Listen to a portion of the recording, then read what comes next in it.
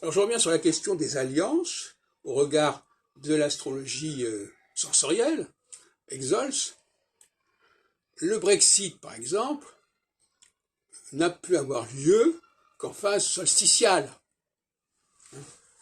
Quand on remet en question des alliances qui pourraient avoir été le résultat d'une phase équinoxiale de perte de confiance, de perte d'autonomie, de dépendance, souhaitée parce qu'on se sent isolé, etc.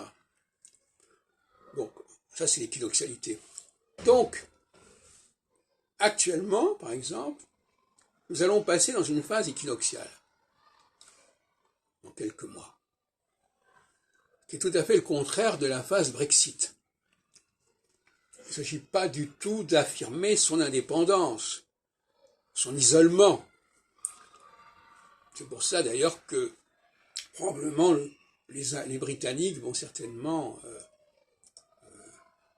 revenir en arrière par rapport au Brexit, c'est très probable. Puisqu'on va entrer en phase équinoxiale, ce serait tout à fait étonnant qu'ils n'en pas loin, parce que toute période a sa contrepartie. Si le Brexit a eu lieu en 2016, ça veut dire qu'en 2023, 7 ans plus tard, ou 8 ans plus tard, eh bien, on aura un mouvement en sens inverse. C'est inévitable. Tout, et inversement, toute alliance rencontre à un moment donné son contraire, et toute indépendance rencontre à un moment donné son contraire. Par exemple, actuellement, le rapprochement entre la France et l'Algérie, qui a suscité d'ailleurs le voyage d'une quinzaine de ministres à Alger, ministres du gouvernement français, correspond à une phase équinoxiale. Volonté de réconciliation des deux côtés, parce que il faut bien comprendre, et ça c'est fondamental en astrologie telle que la conçoit, ces phénomènes-là sont collectifs. C'est ça qui fait qu'il y a un phénomène d'aggravation. C'est pas tel groupe qui a ce sentiment. C'est pas tel groupe qui est équinoxial et l'autre qui est solsticial. Pas du tout. Ça, c'est pas du tout l'astrologie que je défends. En aucun cas. Au contraire, il y a une sorte de convergence dans un sens ou dans l'autre. En phase de solsticialité, il y a une convergence dans l'idée de se démarquer de l'autre. Hein, en 62, en 89, etc.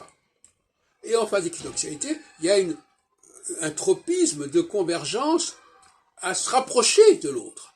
La notion de convergence, ça peut être aussi une notion d'antagonisme. Si on est tous d'accord pour être dans l'antagonisme, etc. Bon.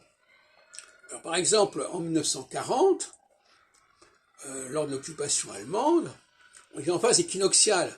Et en phase équinoxiale, il ne faut pas s'attendre à ce que les gens fassent preuve d'un antagonisme, d'une volonté d'indépendance, etc. D'où la collaboration. Le mot collaboration est un mot typiquement équinoxial.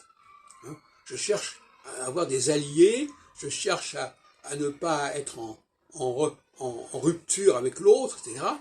Ce qui aboutit à toutes sortes de dérives chez Laval, chez Pétain, etc. Et inversement, en phase solsticiale, il y a une convergence pour que les choses soient séparées et qu'on ne mélange pas tout, jusqu'à la phase suivante, 7 ans après la fin de la Seconde Guerre mondiale, il y a la communauté européenne qui se met en place. Et cette communauté européenne, elle correspond à une phase d'équinoxialité qui est la continuité de la phase d'équinoxialité des années 37, 45, etc. Et entre les deux, il y a eu une période, effectivement, de démarquage, etc. Donc, voyez-vous, c'est comme ça, c'est très fin. Et l'astrologie telle que la conçoit implique d'être extrêmement attentif aux dates. Contrairement à ce que pensaient des gens comme Marc Bloch, etc. Oh, bon, les dates, c'est pas très important. C'est fondamental. Un événement qui est reporté d'un an peut avoir tout à fait une autre portée. Hein, on est dans la dentelle avec l'astrologie telle que je la conçois.